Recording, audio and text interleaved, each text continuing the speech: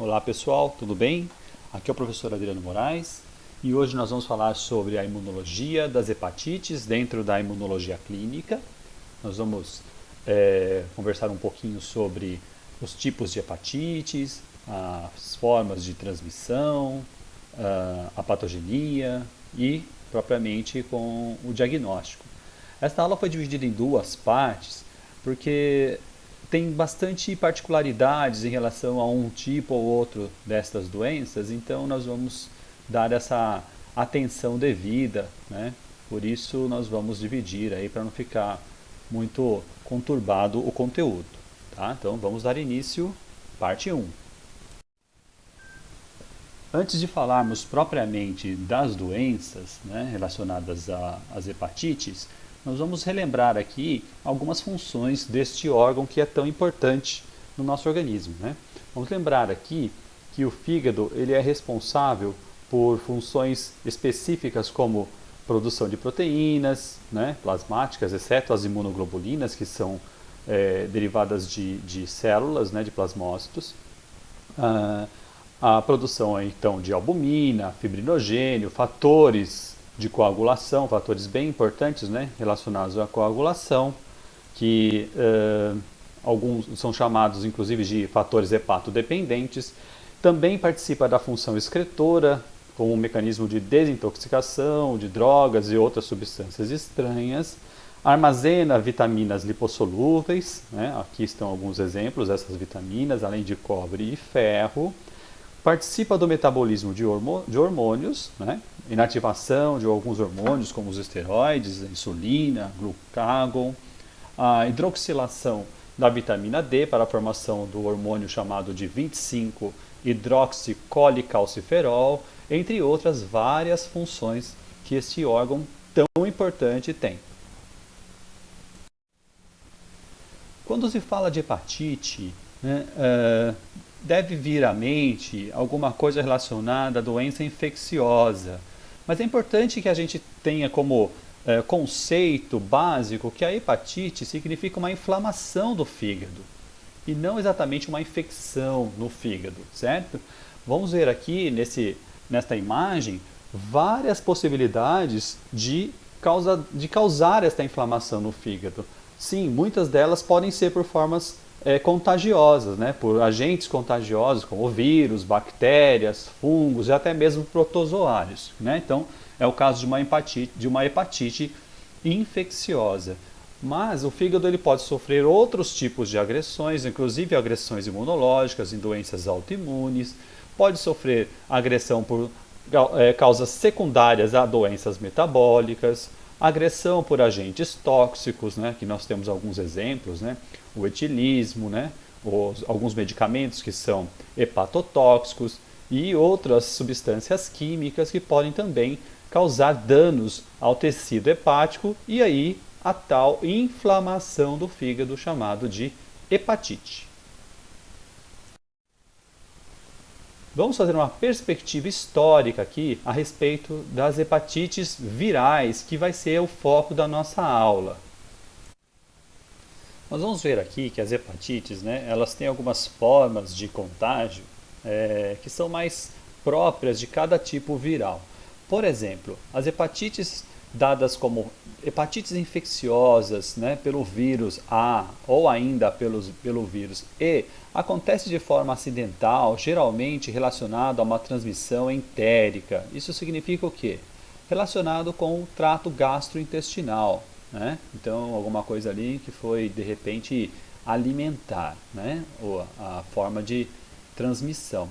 Já as outras hepatites, né, podem ser também relacionadas a sangue ou mesmo a transmissão via secreções, portanto o nome de transmissão parenteral. Daí nós temos aqui a hepatite com vírus B, a hepatite de vírus D, a G, C, né, até uma mais recente descoberta de vírus de hepatite chamado de TT. Né? Estas hepatites são chamadas de hepatites em geral, né? Essas hepatites G, C e TT são chamadas de hepatites não A e não B. Antigamente, as mais comuns eram aquelas chamadas de A e B, né? Elas eram dadas como causas virais principais, né? E aquelas que não eram A e nem eram B. Aí essa nomenclatura que vocês estão vendo aqui, né? Hepatites não A, não B, porque foram descobertas, né, ao longo dos anos o vírus G, o vírus C e, como eu disse mais recentemente, o vírus TT, ok? Então nós temos aqui uma quantidade, né, de vírus e até outros que ainda vão surgindo, né, que podem ser agressivos ao fígado, causando hepatites. Tá? Então as principais são essas aqui, né, as principais causas virais são essas aqui. Existem outras que acontecem secundariamente a infecções que não são hepatotróficas, ou seja, que não tem o fígado como o sítio principal da infecção, mas acontecem, né, de forma secundária, como a herpes vírus, a Epstein-Barr vírus, citomegalovírus e esses outros que nós estamos vendo aqui.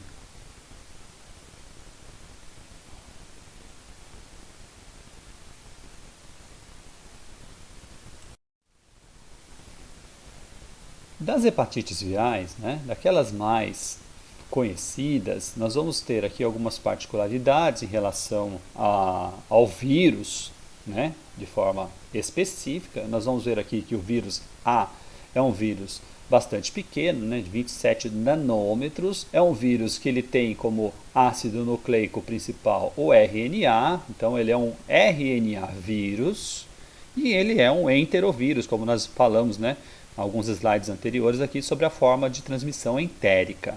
Aqui o vírus B, um pouco mais, né, pronunciado, de 42 nanômetros, agora é um vírus DNA, né, da família HepaDNA vírus. O vírus C, maior ainda, também é um vírus RNA, é muito importante que a gente conheça, né, os ácidos nucleicos que esses vírus apresentam, por isso nós estamos destacando aqui nesta aula, né? E participa aqui, né, faz parte da família das flavivírus ou flavivirides. Vírus D, um pouco menor, 30 nanômetros, também um RNA vírus. O vírus E, 34 nanômetros, com RNA também, né, tendo RNA como ácido nucleico e faz parte dos calicivírus, família calicivírus. Aqui eu apresento para vocês as formas principais de transmissão de cada vírus. O vírus A, ele tem como via de transmissibilidade fecal-oral, né, porque contaminantes fecais que podem contaminar alimentos, água ou de forma direta, e isso ir à boca, né, ser ingerido, e aí o vírus se instala no corpo deste indivíduo. Por vias parenterais, né, ou sexual ainda vertical, o vírus B tem essas principais vias. O vírus C da mesma forma, vírus D também, né, e o vírus E, muito parecido com o vírus A na forma de transmissão, também sendo um vírus entérico, né, de transmissão entérica, portanto o vírus E também tem como via fecal-oral para o contágio. Aqui nós temos um quadro geral, né, mostrando os principais vírus e algumas particularidades.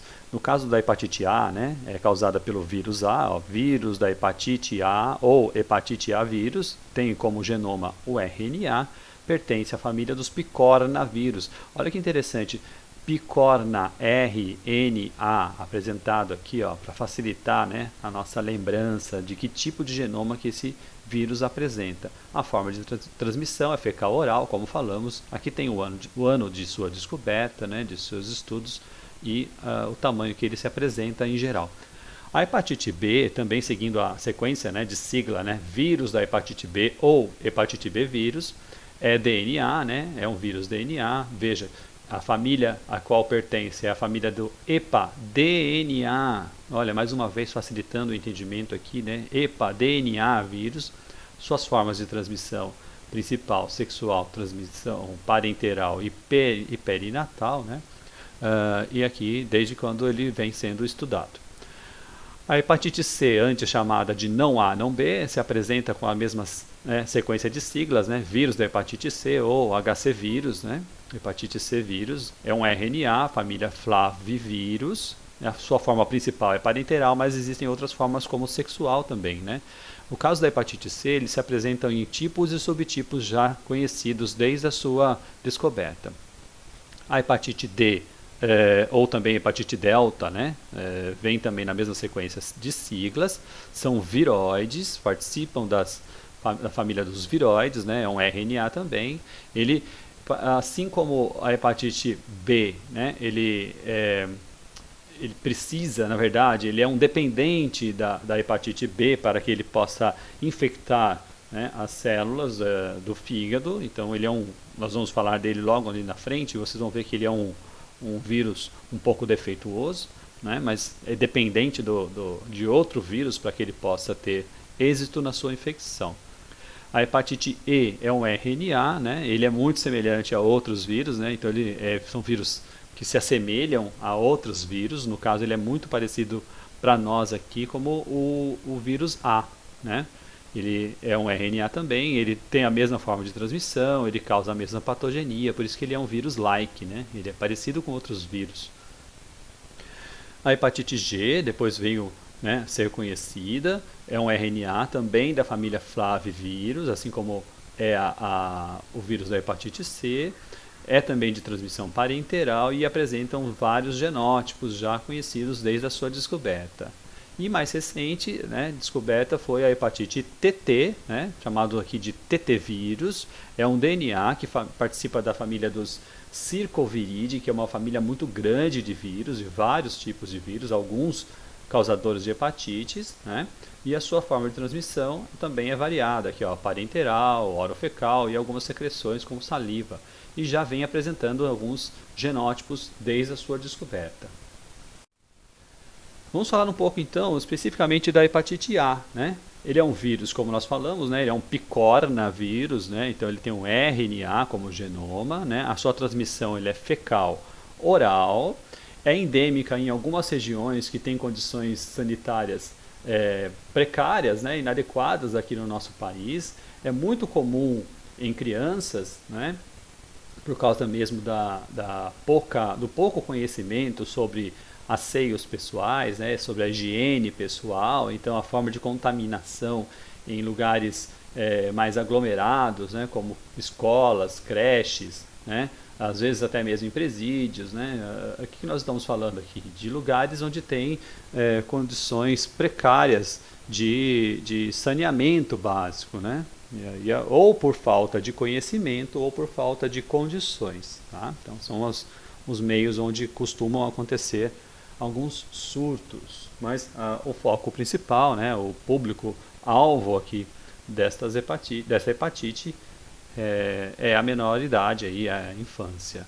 Em países desenvolvidos, né, grande parte da população adulta é suscetível. Tá? Nosso país, nós somos um país subdesenvolvido, né, ou ainda em desenvolvimento, né, então nós temos aqui as crianças como o alvo dessa infecção.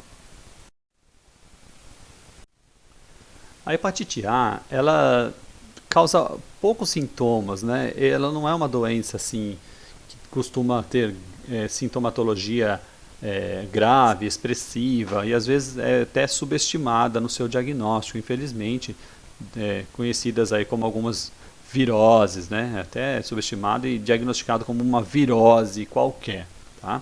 Mas a hepatite, então, ela produz uma doença aguda, ela não gera estado de portador, né? Então o indivíduo ele não se torna um portador do vírus, porque trata-se de uma doença de um vírus autolimitado, né? Uma doença autolimitada, então ela tem o pico agudo e ela encerra o seu ciclo no organismo da pessoa, né? Ela esgota as possibilidades de sobrevivência e, portanto, não cronifica, tá? Então, não existe uma hepatite A crônica, por exemplo, tá? Então, somente aguda. O período de incubação do vírus é de 15 a 45 dias após o contágio. É comum algumas icterícias, né? Por exemplo, Em crianças menores de 6 anos, 10% apresentam aí alguma icterícia. Entre 6 e 16 anos, de 40 a 50% das pessoas podem apresentar uma icterícia, e maiores de 16 anos, a icterícia é mais evidente. Os marcadores sorológicos para diagnóstico desta hepatite é uma sorologia simples, né? Na verdade, feito de forma indireta, onde se busca os anticorpos específicos. Anticorpos IgM, né, para a doença aguda, no caso um anti-RAV, e o IgG não é para a doença crônica, mas para a evolução, né, do quadro inicial, para pessoas que já estão deixando o quadro agudo para a fase de cura, né? E aqui nós vamos ter o IgG como um marcador aqui de doença pregressa, tá? Tanto que o IgG oferece uma imunidade protetora. E raros casos foram relatados de reinfecção para o vírus, já que o paciente apresenta o IgG aí, né, pelo resto da sua vida. A vacinação para esta hepatite não faz parte do calendário vacinal, né, da rede pública de vacinas, né, somente nas redes privadas, e deve-se tomar a vacina em 2 doses. Aqui nós temos no quadro agudo, né, uma alteração de marcadores bioquímicos, são chamados de aminotransferases. Quem são elas, né? Quem são essas aminotransferases? São o AST e o ALT, né, também conhecido aí no nosso laboratório clínico como TGO e TGP. Percebam que essas enzimas, né, hepáticas, elas têm uma alteração significativa. Essa linha tracejada aqui seria a linha da normalidade, tá? Onde o valor de referência dessas enzimas. Então percebam que existe uma alteração significativa dessas enzimas, né, dessas aminotransferases aqui no quadro agudo, que é quando existe o período de sinais e sintomatologia, né, da doença, e conforme essa fase de agudização ela vai se abrandando, os sintomas também vão diminuindo, né, e o paciente evolui para a cura. Como eu disse, é uma doença autolimitada, aí as aminotransferases também se normalizam ao longo do tempo. Aqui eu quero mostrar para vocês a concentração do vírus em algumas amostras biológicas, né, como forma de contágio. Por exemplo, as fezes, né, no caso da hepatite A, percebam que ela tem um grande potencial de transmissão. Daí a forma principal de contágio ser a forma fecal oral. Não é uma forma exclusiva. Podem perceber que através do soro sanguíneo também é possível transmitir, né? Porque existe uma viremia, que é a presença do vírus no sangue sanguíneo, no soro do soro sanguíneo, né, do paciente, através de salivas, e já na urina não é perceptível, né, a presença desse vírus. Então, a forma principal de transmissão é sim através de contágio com fezes contaminadas, portanto fecal oral, mas pode haver aí outras formas de transmissão também. Então, se a forma principal é através via fecal oral, como fazer para prevenir, né? Então nós vamos colocar aqui na nossa rotina, né, a água bem tratada, né, seja fervida, seja clorada, seja filtrada, né? E também para o preparo, né? Não só para a ingesta da água pura, né? Como o consumo dela em outros itens também nutricionais, como o preparo de alimentos, né? Como o preparo de sucos, lavar frutas e verduras. Então a água tem que estar bem tratada. Deve-se lavar as mãos antes e após as refeições, né? Isso, apesar de ser uma etiqueta básica de higiene, nós devemos ressaltar aqui por causa da forma principal de transmissão dessa doença. E a vacinação é possível, né? No caso, aí você faz uma pré-exposição do vírus ao paciente para que ele possa desenvolver ali os anticorpos IgG como medida protetora pelo resto da sua vida. Agora nós vamos para a hepatite C. A hepatite C, ela participa, né, da família dos Flaviviridae, né, ou flavivírus, é conhecido como HCV e ele tem como genoma o RNA. A sua transmissão ela é principalmente parenteral, mas pode acontecer também através de forma vertical ou sexual. Nós colocamos uma interrogação aqui porque ela consta, né, como forma de IST, né, como uma infecção sexualmente transmissível, tá? Mas ainda existem algumas contradições de alguns autores em relação à definição dessa forma como via de transmissão. O período de incubação do vírus é de 20 a 90 dias após a exposição, né, do organismo, do indivíduo. A fase aguda, em geral, apresenta-se de forma silenciosa, né, assintomática, o paciente não percebe nenhuma alteração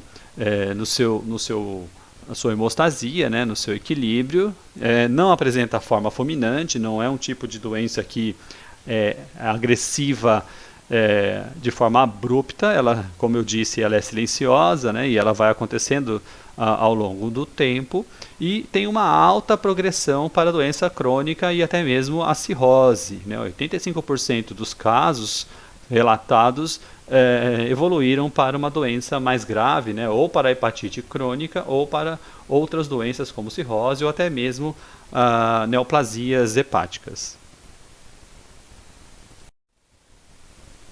O HCV, né, ele é responsável por 70% então de hepatites crônicas, como eu disse, existe uma grande possibilidade de evolução para a fase crônica. 40% delas evoluem para cirrose e 60% para neoplasias, como o hepatocarcinoma. Então, é um vírus importante, é um vírus agressivo, que atua de maneira silenciosa inicialmente, né? Tem um período de incubação longo, mas causa danos muito importantes. A primeira causa de transplante hepático no mundo, né,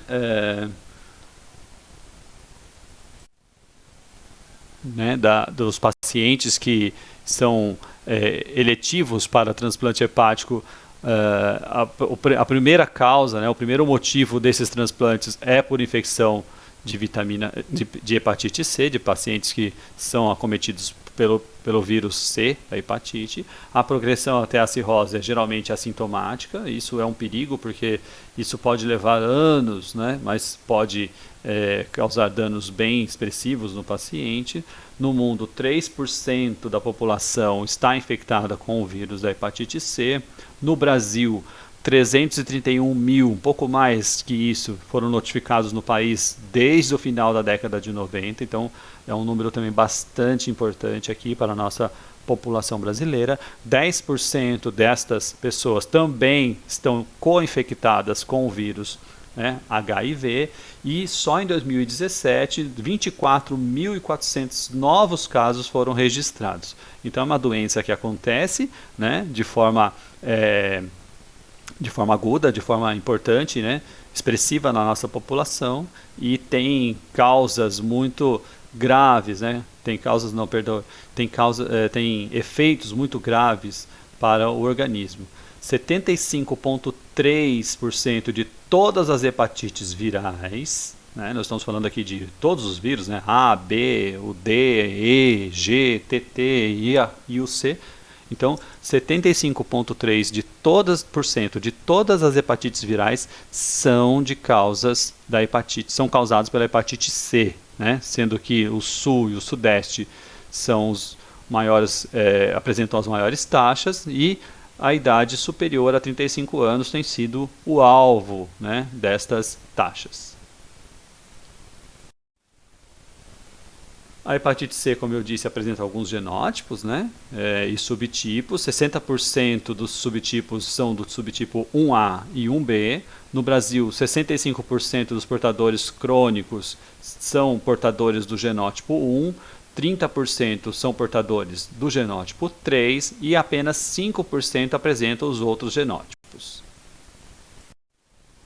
A hepatite C, então, ela pode causar, né, uma doença aguda, dos quais 20% vão evoluir para a cura e 80% vão cronificar. Então percebam como é muito grande o número de pessoas que vão evoluir para a cronificação dessa doença, né, para a forma mais agressiva dessa doença, progredindo ainda para a cirrose ou um câncer, né, hepatocelular, um carcinoma hepatocelular, ou ainda doença não progressiva, né, com aminotransferases normais, né, ou ainda levemente aumentadas, mas fazendo parte aqui de uma hepatite crônica, né? Pacientes portadores de hepatite crônica, ou ainda pacientes que da hepatite crônica desenvolveram doenças secundárias, como cirrose ou o câncer. Vamos aqui mostrar umas características importantes, né, da infecção pelo vírus C, né? Já falamos aqui que o período de incubação ele pode ser aqui moderado ou até um pouco mais longo, levando até 26 semanas após o contágio. A doença aguda ela pode causar icterícia, né, de grau moderado em 20% dos pacientes infectados. A taxa de casos fatais é baixa, né? Não é uma doença que tem um quadro fulminante, mas ele evolui para a fase crônica, seja progressiva ou não progressiva, mas com a mortalidade baixa. A infecção crônica ela acontece na maioria dos casos, na grande maioria dos casos, né? A hepatite crônica, né? Percebam aqui de 10% a 70%. Né? Essas infecções são outras infecções que podem coexistir com o vírus C. Cirrose pode evoluir 20% dos casos para a cirrose e a mortalidade, como eu disse, é baixa, é de 1 a 5%. Exposições que estão associadas a essa transmissão, né? Então, os pacientes que são usuários de drogas injetáveis, né, ou receberam transfusão sanguínea ou transplantes, né, de doadores que estavam infectados, exposição ocupacional ao sangue infectado, né, na maioria das vezes por pérfuros cortantes, né, por acidentes com agulhas, né, já infectadas, causas iatrogênicas, injeções não seguras, né, causas desconhecidas, paciente nascido de mãe infectada ou sexo com parceiro infectado, né, principalmente quando existe aí uma variabilidade, uma variedade de parceiros aumenta o grau, né, de risco para a infecção pelo vírus da hepatite C.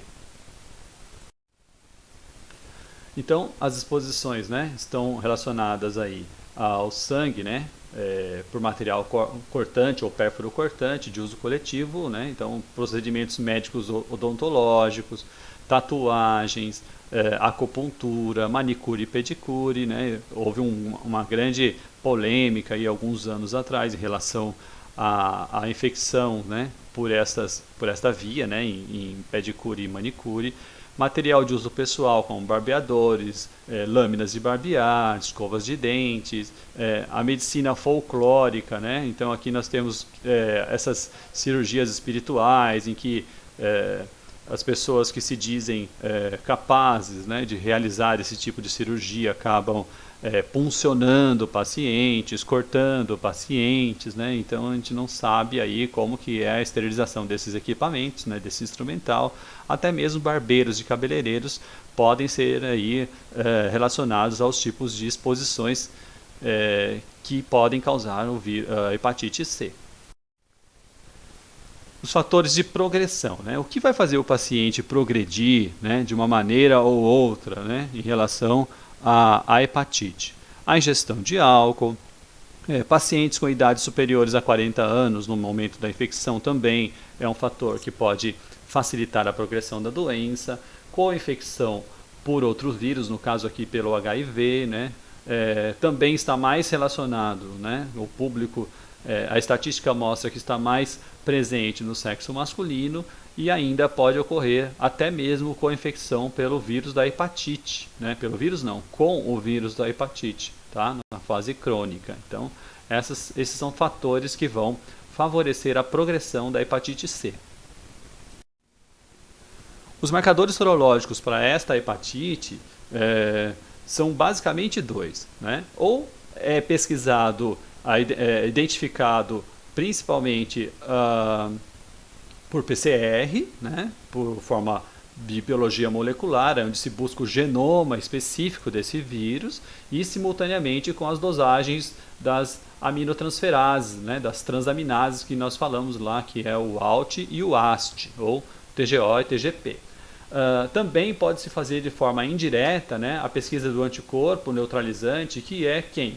O IgG. Né? No caso da hepatite C, se faz apenas uma pesquisa de anti-HCV. Tá? Não existe diferenciação para anticorpo IgM e IgG. Então se faz o anticorpo completo, nós chamamos. Né? Vamos fazer a pesquisa do anti-HCV. Isso significa anticorpo completo, né? Sem diferenciação de fase.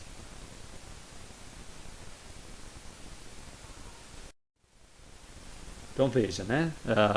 O período de incubação ele pode ser desde curto a moderado, ou até algumas semanas, até 26 semanas, em alguns raros casos, como nós comentamos ainda nesta aula. Inicia-se aqui a presença de sinais, né? Sintomas específicos para a doença relacionados ali, né, ao mal-estar geral, né, talvez icterícia, indigestão, problemas relacionados ao trato digestivo. Né.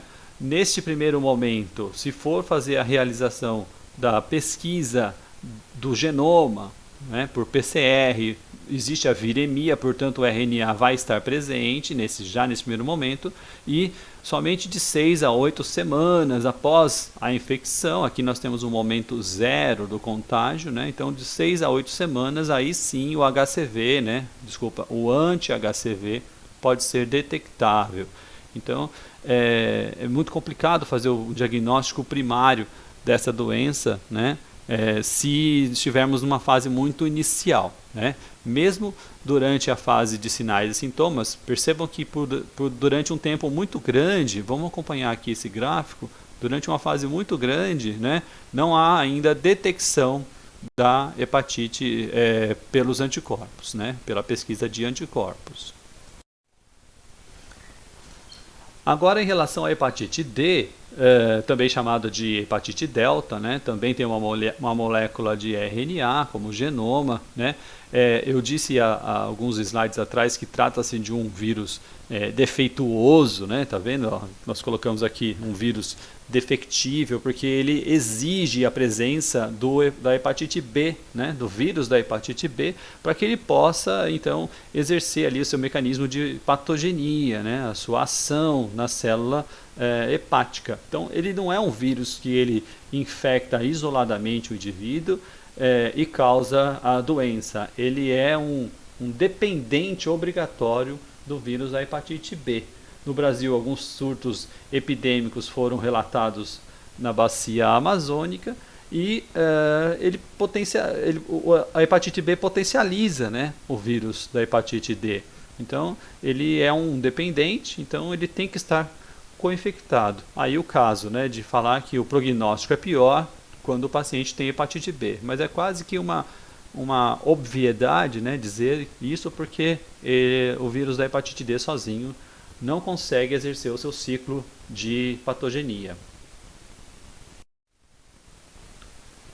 Para identificar esse vírus, né, caso haja a suspeita dele, ou se faz de forma direta, pesquisando o genoma através de biologia molecular, né, antes ou ainda nos primeiros dias da doença sintomática, na fase aguda ainda, tá? Então é uma pesquisa direta do vírus, ou ainda se faz de forma indireta pesquisando o IgM, né, que é o indicador de infecção da fase aguda, né? Porém, pode ter uma detecção tardia ainda, né, deste anticorpo, que pode ser residual no paciente infectado por hepatite D, pelo vírus D da hepatite. E aqui, para finalizar, nós vamos falar sobre a hepatite E, né? Já começo mostrando para vocês que é uma doença muito rara no Brasil, é mais comum em continentes asiáticos e africanos, né? Mas o vírus da hepatite E tem uma semelhança muito grande com o vírus da hepatite A, né? Como nós vimos, né? Ele tem o mesmo genoma, a mesma forma de transmissão, né? É autolimitada e também não cronifica. O que nós vemos como grande diferença aqui é que é muito comum em adultos, diferente do que nós vimos na hepatite A, né, que é mais comum em crianças. Tem uma letalidade importante em gestantes, né, 20% da letalidade deste vírus está relacionado a pessoas gestantes que foram infectadas, e o marcador sorológico específico contra o vírus da hepatite E. Né, feito então a pesquisa do anticorpo no soro do paciente com a suspeita da doença. Tá? Então nós vamos encerrando por aqui essa primeira parte da aula. Nós falamos sobre alguns dos vírus mais importantes, né, causadores das hepatites, e na próxima parte da aula, na segunda parte, nós vamos falar especificamente sobre o vírus da hepatite B, né, e os seus marcadores sorológicos para diagnóstico. Então nós nos vemos daqui a pouco.